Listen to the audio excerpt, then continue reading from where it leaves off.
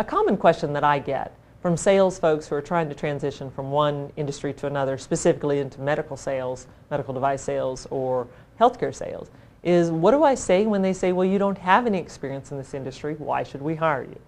And so I wanted to give you a couple tips on that. Number one, someone hired them. They weren't in the industry when they were birthed, so someone gave them a chance. It might be good to remind them of that, and the way you would do that is you would say, well, at some point maybe you weren't in medical sales and yet obviously you've been very successful. Would you hire you again?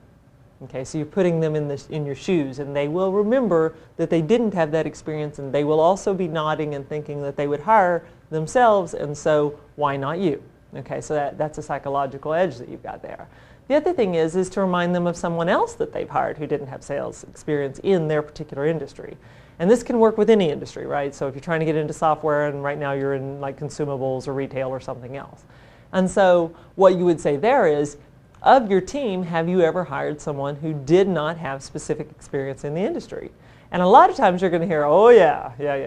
And then you want to say, well, obviously I'm sure that there are some stories where it didn't work out, but I'm guessing that you probably have some success stories. And then they're going to say, yes, I remember Randy. He had no experience. He was in telecom. He came over into our area. He sold clinical diagnostics for us. He was amazing, one of the best reps we ever had.